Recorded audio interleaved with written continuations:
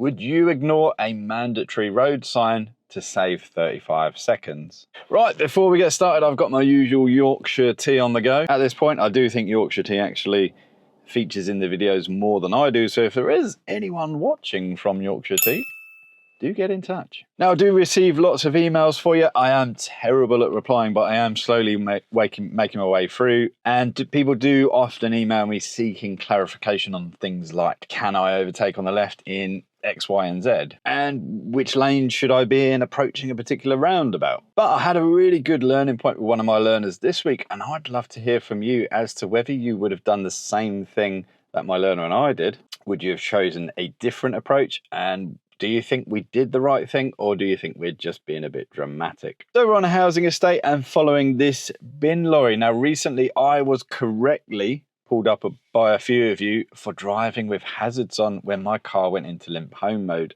And that's fair criticism. And I think the bin lorry could be giving clearer signals here. Where they stop blocks the left lane, and you now have to pass on the wrong side of this sign. So before we go on, think about what you would actually do in this situation and be honest with yourself. My learner and I wait, and as you can see, others don't share that same enthusiasm for our decision. So 2 vehicles pass and we end up waiting for around about 35 seconds before proceeding. The question is, would you have been able to actually pass this bin lorry on the wrong side of a keep left sign, and would you have done it? Now, TSRGD is, as Smiler Bob knows, one of my least favourite things in the world. Essentially, unless you're a driving instructor, a traffic officer, or a solicitor, or just highly interested in road safety, you probably don't need to know about it. Essentially, it makes up all the legislation that is then abbreviated and put into this wonderful document that we know called the Highway Code. And the Highway Code is much easier to read, and I don't need a degree in the English language to try and understand it. So I have recently been diagnosed with ADHD after a long wait, and to me, documents like TSRGD are actually kind of like a cucumber to a cat.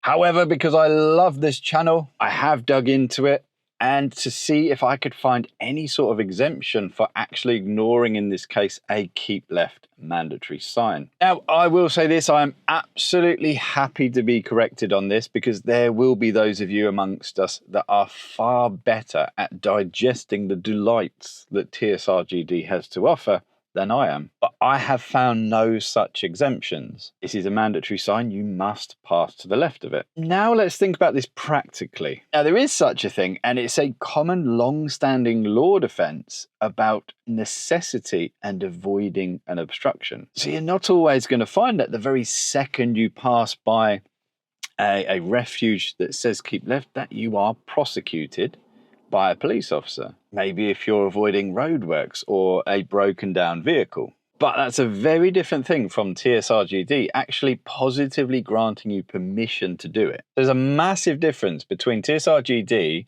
expressly allowing a driver to do something and a driver having a legal defense for something that otherwise would be an offence. So imagine being one of the cars that decided to go around this bin lorry, defending yourself to an officer that pulls you over. In this case, the obstruction was temporary. The bin lorry was actively working. You could safely wait, and waiting caused no significant danger. Therefore, the necessity argument becomes much weaker. There was an obvious alternative, which was to wait 30 seconds. As we drive on, note the junction. So this is even more reason that you must not ignore this sign. Now imagine the same refuge. Maybe this time a tree has fallen over and has blocked the left-hand lane. Drivers are now going to pass on the right of the refuge, and technically the keep left sign is still there. But a court is not going to prosecute someone for taking the only safe route available.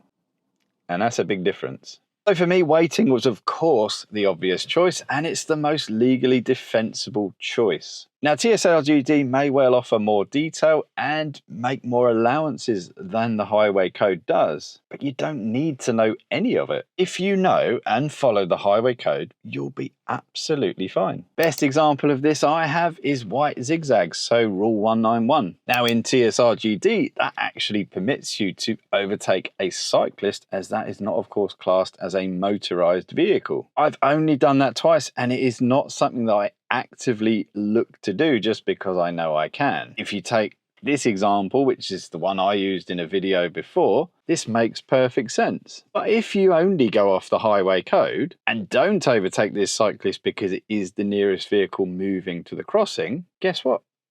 You're absolutely fine. Literally no worries. So all you TSRGD gurus, and I know there are a few of you, let me know, have I got this one right? And more importantly, be honest, let me know, would you have done the same thing as me and my learner?